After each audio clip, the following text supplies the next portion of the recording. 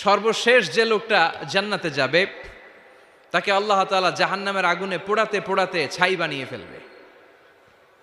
আল্লাহ বলবেন, জিব্রাইল যাও একটু দেখো, একটা মাত্র সেজদা দিয়েছে আমাকে, এরকম কাউরে পাওয়া যায় কিনা। বাটি চালান দিয়ে দেখো পাওয়া যায় কিনা। খুঁজে খুঁজে কাউরে পাবে না। আল্লাহ বললেন আবার দেখো, খুঁজে খুঁজে একজনকে পাবে, সামান্য ইমানের ছিটে ফোঁটা তার অন্তরে ছিল। আল্লাহ বলবেন যেহেতু ছিটে ফোঁটা আছে, অনেক মায়ের খাইছে, ওকে বের করে জাহান্নাম থেকে বের করে একটা নির্ধারিত দূরত্বে রেখে দাও। রেখে দেয়া হবে, কিন্তু জাহান্নামের আগুনের লেলিহান শিখাতে তার গা ঝলসে যাবে। সে আল্লাহর ডেকে বলবে, মাবুদ তোমার কাছে আমি কিছু চাই না, জাহান্নাম থেকে তুমি আমাকে বের করেছো, জীবন নদীর পানি তুমি আমার গায়ের মধ্যে ঢেলে দিয়েছো, আমি আবার সজীবতা ফিরে পেয়েছি। আমি তোমার কাছে জান্নাত চাই না, শুধু নিরাপদ একটা দূরত্বে আমাকে রেখে আসো, যাতে জাহান্নামের আগুন আমারে কষ্ট দিতে না পারে। আল্লাহ আমি কিন্তু তোমার কাছে জান্নাত চাই না। কি চাই না? জান্নাত চাই না, কিন্তু জাহান্নামের আগুন আমারে কষ্ট দিচ্ছে, এতটা দূরত্বে রাখো যাতে জাহান্নামের আগুন আমার গায়ে না লাগে। আল্লাহ বললেন ওকে রাখবো, কিন্তু আমার সাথে একটা কন্ট্রাক্টে যেতে হবে, যে এটা তোমাকে দিলে তুমি আর নতুন করে কিছু চাবা না। সে বলবে আমি রাজি, কন্ট্রাক্ট হয়ে যাবে। আল্লাহ জিব্রাইলরে বলবেন যাও এমন দূরত্বে রাখো যাতে জাহান্নামের আগুন ওরে কষ্ট না দেয়। রেখে আসা হবে, অনেক দিন সে ওখানে আনন্দে থাকবে, আল্লাহ শুকরিয়া করবে। সে মনে মনে বলবে বেঁচে গিয়েছি, আমি বেঁচে গিয়েছি, জীবনে আর কিছু চাই না, জাহান্নাম থেকে আমি বেঁচে গিয়েছি। অনেকদিন থাকার পরে মনে মনে ভাববে বাইসা তো গেছি, কিন্তু নতুন করে একটু ট্রাই করে দেখি, জাহান্নামের সৌন্দর্যের দৃশ্য একটু চোখ দিয়ে অবলোকন করা যায় কিনা। সে আল্লাহরে ডেকে বলবে, আল্লাহ ইনদি সুআল, আমার একটা ফরিয়াদ আছে। কি ফরিয়াদ? আল্লাহ আগেই বলে রাখি আমি কিন্তু জান্নাতে যেতে চাই না। আল্লাহ বলবেন কি চাও? সে বলবে আল্লাহ তোমার জান্নাতটা তুমি কত সুন্দর করে বানিয়েছো, আমি একটা নজর শুধু দেখতে চাই। জান্নাতের দরজার সামনে নিয়ে যদি আমারে বসিয়ে রাখো, দ্যাটস ইনাফ, আর কিছু চাই না, শুধু জান্নাতের দরজার সামনে। আল্লাহ বললেন তুই না ওয়াদা করেছিস, তুই না চুক্তি করেছিস। সে বলবে আল্লাহ আমারে হতভাগা বানাইয়া তোমার কি লাভ? সুবহানাল্লাহ পড়েন। আমারে তুমি হতভাগা বানিও না। আল্লাহ বলে ঠিক আছে, আবার সিগনেচার কর যে জান্নাতের দরজার সামনে বসিয়ে দিলে আর কিছু চাবি না।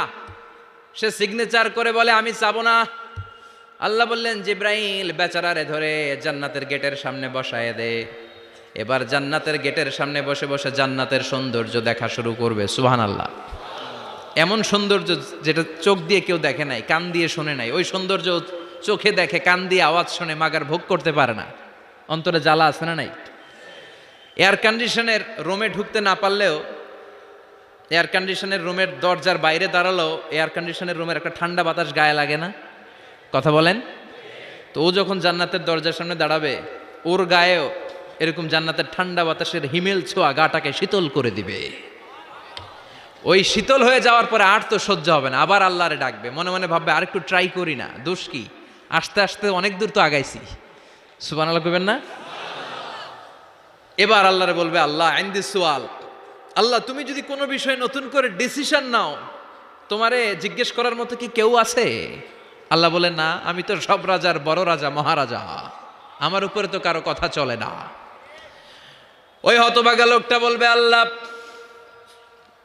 এত সুন্দর জান্নাত তুমি বানালা, চোখ দিয়ে সৌন্দর্য দেখি, কান দিয়ে আওয়াজগুলো শুনি, হুর আর গেলমান হেঁটে বেড়ায়, এত সুন্দর জান্নাত চোখ দিয়ে দেখি, ঢুকতে পারি না, আমারে কষ্ট দিয়ে তোমার কি লাভ? ও আল্লাহ আমারে তুমি মাফ করে দাও, জান্নাতের চিপার মধ্যে এক কর্নারে তুমি একটু আমারে জায়গা করে দাও। আল্লাহ বলবেন ওয়াই হাক ইয়াবনা আদম, তোর ধ্বংস হোক হে আদম জাত, মা আগদারাকা, তোর চেয়ে বড় গাদ্দার আমি আমার সৃষ্টিকুলে কাউরে দেখি নাই, কারণ তুই আমার সাথে চুক্তি করিস আর চুক্তি ভঙ্গ করিস। আল্লাহর রহমতের দরিয়ায় তখন জোশ খেলে যাবে, ওর আকুতি মিনতি চাহনি আল্লাহর রহমতের দরিয়ার মধ্যে জোশ লাগিয়ে দিবে। আল্লাহর দয়া হয়ে যাবে, মায়া হয়ে যাবে। আল্লাহ বলবেন ঠিক আছে জান্নাতে যা। লোকটা এবার এক দৌড়ে জান্নাতের ভিতরে ঢুকে যাবে। লোকটার দৌড় দেখে আবার লোকটারে আল্লাহ ডেকে বলবে একটু দাঁড়া, একটু দাঁড়া, জান্নাত তো দিছি, তো দৌড় দিলি কেন? সুবহানাল্লাহ কইবেন না? লোকটি বলবে আল্লাহ প্ল্যান তো আমি কম করি নাই, এত চেষ্টার ফলে আমি আসতে পারছি, আবার যদি তুমি বাইর করে দাও, এই জন্য এক দৌড়ে এমন চিপার মধ্যে লুকামো যাতে তুমি আমার না দেখো। আবার আল্লাহর রহমতের দরিয়ায় জোশ খেলে যাবে, আল্লাহ কাছে ডাকবে, কাছে আয়, ও গোলাম তোর কি মনে চায় আমারে বল, আজকে তুই চাইতে থাক, আমি দিতে দিতে তোর মনের সব আশা পূরণ করে দেব। লোকটা খুশি হয়ে বলবে, আল্লাহ আমারে এটা দাও, বাড়ি দাও, গাড়ি দাও, নারী দাও, এটা দাও, ওটা দাও, একের পর এক চাইতে থাকবে, আল্লাহ সব তারে দিতে থাকবে। চাইতে চাইতে লোকটার সব চাওয়া যখন শেষ, সে বলবে, আল্লাহ আর আমার চাওয়ার কিছু নাই। আল্লাহ বলেন, নো, এত তাড়াতাড়ি যে তুমি খেলা শেষ করতে পারবা না মনু, আমার সাথে তোমার এই খেলা আরো লম্বা সময় চলতে হবে, তোমার অনেক কিছু চাইতে হবে। তুই আজকে চাইতে চাইতে তোর সব চাও আমার কাছে বলবি, আর আমি দিতে দিতে তোর জীবন ধন্য করে দেব। সে আবার চাইতে শুরু করবে, আল্লাহ এটা দাও, ওটা দাও, ওটা দাও, আল্লাহ দিতে দিতে সব দিবে। এরপরে বলবে, আল্লাহ মাফও চাই, দোয়াও চাই, আর চাওয়ার কিছু নাই। আল্লাহ বলবেন, তাই ঠিক আছে, তোরে আমি জান্নাতে ঢুকাই দিলাম, তবে মনে রাখিস তোর জান্নাতটা হবে সবচেয়ে ছোট জান্নাত, আর তোর জান্নাতটা হবে এই পৃথিবীর 10 গুণ। চিল্লায় এখন সুবহানাল্লাহ।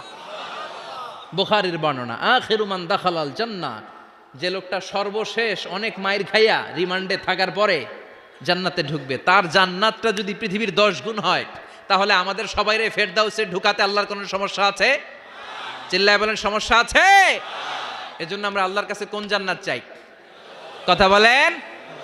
রব্বুল আলামিন বলেন, ওয়াসিকাল্লাযীনা ইত্তাকাও রাব্বাহুম ইলাল জান্নাতি যুমারা হাত্তা ইযা জাউহা ওয়া ফুতিহাত আবওয়াবুহা ওয়া ক্বালা লাহুম খাজানাতুহা সালামুন আলাইকুম তিবতুম ফাদখুলুহা খালিদিন। সুবহানাল্লাহ পড়েন।